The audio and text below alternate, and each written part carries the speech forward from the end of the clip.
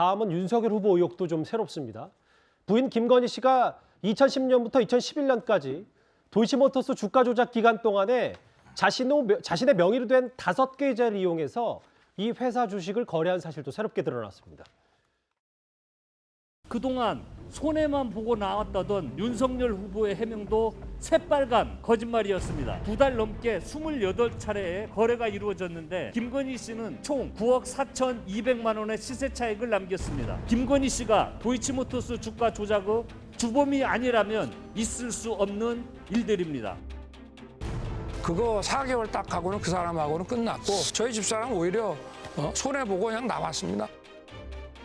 두 번째로 주식 했죠.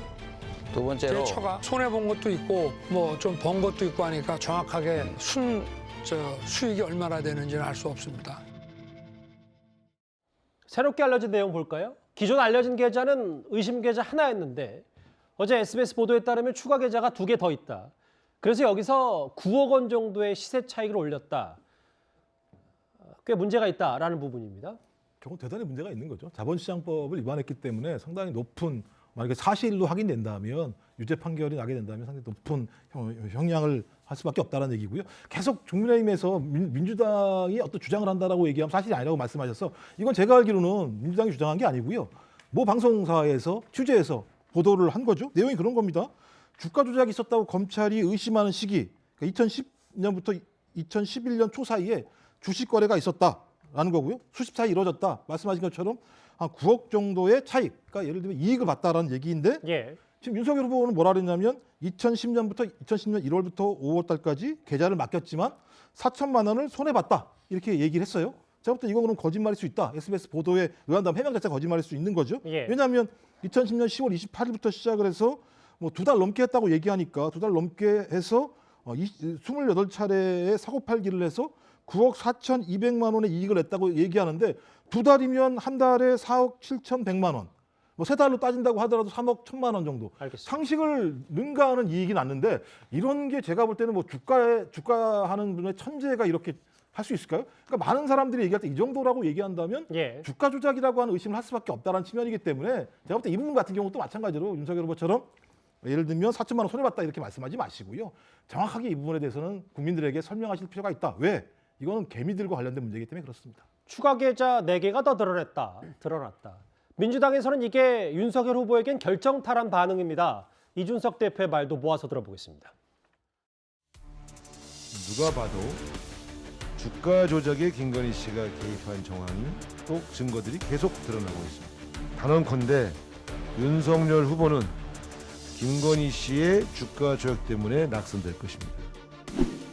결국 김건희 씨의 죄 가지고 주가 조작 혐의를 적용하기 위해서는 어떤 불공정한 정보 유통이라든지 이런 것이 있었는지 살펴봐야 되는데 그런 것이 없기 때문에 좀 기소하는데 어려움을 겪은 거 아니겠습니까? 그렇죠. 9억 차익했다. 뭐 정확한 액수는 좀 더 확인해 봐야 됩니다만 2010년부터 11년까지 28차례 주식 거래에서 차익만 9억 4,200만 원이다.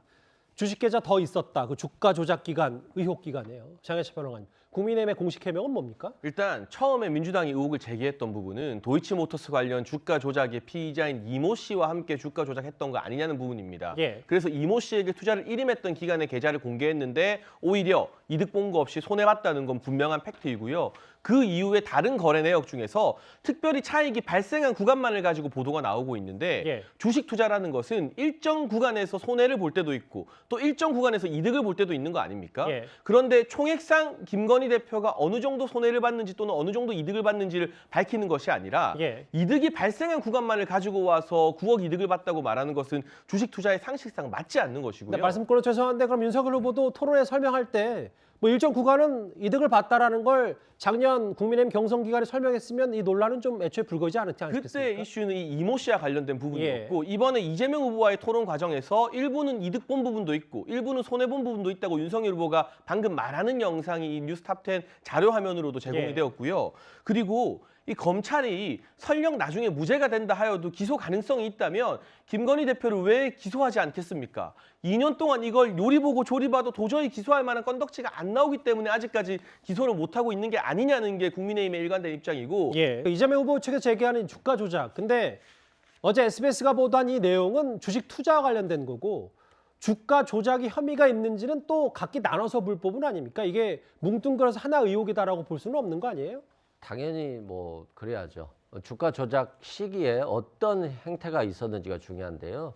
실제 이제 오늘 한겨레 신문 보니까 5거래일 동안 김건희 씨 계좌의 관여 비율이 20%에서 50%까지 되더라고요. 그러니까 하루 동안 도이치모터스 주식을 산 사람 중에 김건희 씨가 50% 거래에 관여한 거예요. 이건 굉장히 주가 조작에 의심이 되는 거고 3개월 동안 9억 4천을 지금 벌었다는 거거든요. 3개월 동안.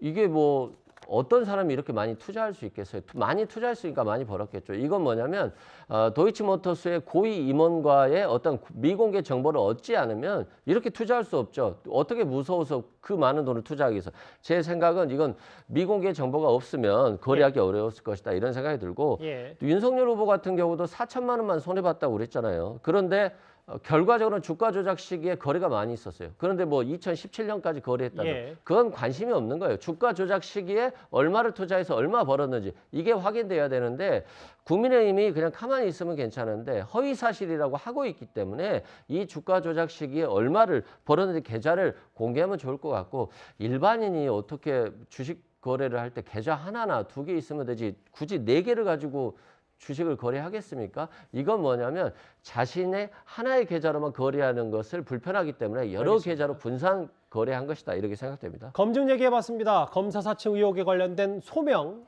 사건의 소명 얘기와 주가 조작 의혹 얘기 나란히 만나봤습니다.